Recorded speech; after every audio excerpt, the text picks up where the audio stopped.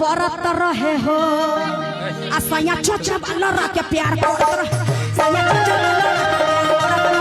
सैया चोचा वाला के प्यार करत रहे हो।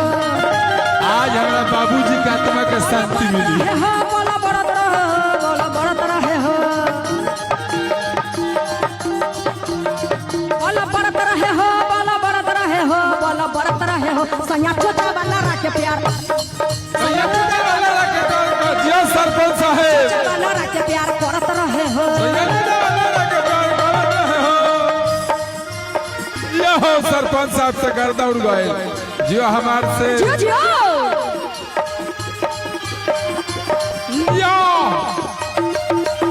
क्या बात है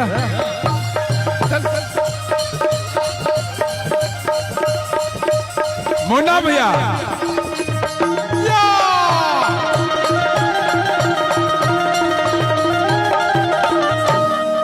आगे का लाइन भी बता दे आगे के लाइन है सखी कहतारी मतलब बरत रहे हो सैया चोचवा लड़ा के प्यार करत रहे समझिए गए। आगे का बात पूछ आगे क्या है आगे? अरे कि कैसे कैसे खेला तू पलंगिया पर खेललू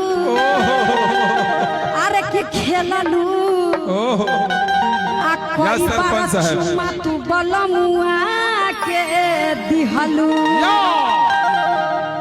अरे कि देखिए आप इनका पर्सनालिटी से इनका मैच कर रहा है। हाँ सब मुन्ना भैया के साली है लोग बोला कि आपसे मिल रहा है सही बात है सरपंच साहब के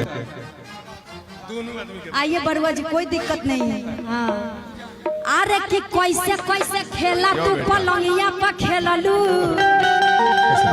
अरे कि खेललू आ कोई बार चुमा तू बलमुआ के दिहलू आ पलंग हिलत रहे हो पलंग हिलत रहे हो पलंग हिलत रहे हो पलंग हिलत रहे हो पलंग हिलत रहे हो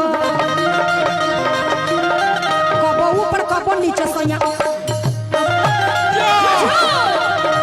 चोचा वाला के प्यार सरपंच है सैया चोचा वाला के ये जियो जल्दी जल्दी। हाँ आगे का बात हो गया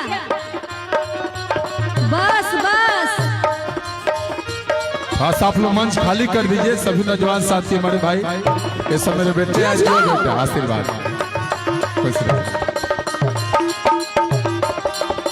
हेलो जिया ITI के मालिक जिया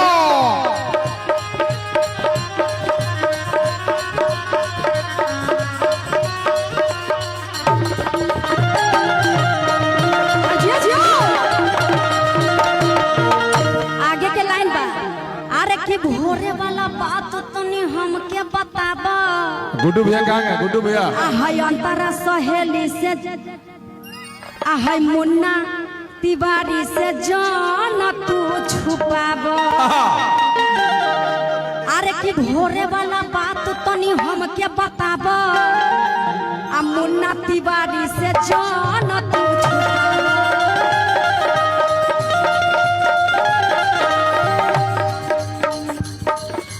पलंग हिलत रहे हो पलंग हिलत रहे हो पलंग हिलत रहे हो पलंग हिलत रहे हो पलंग हिलत रहे हो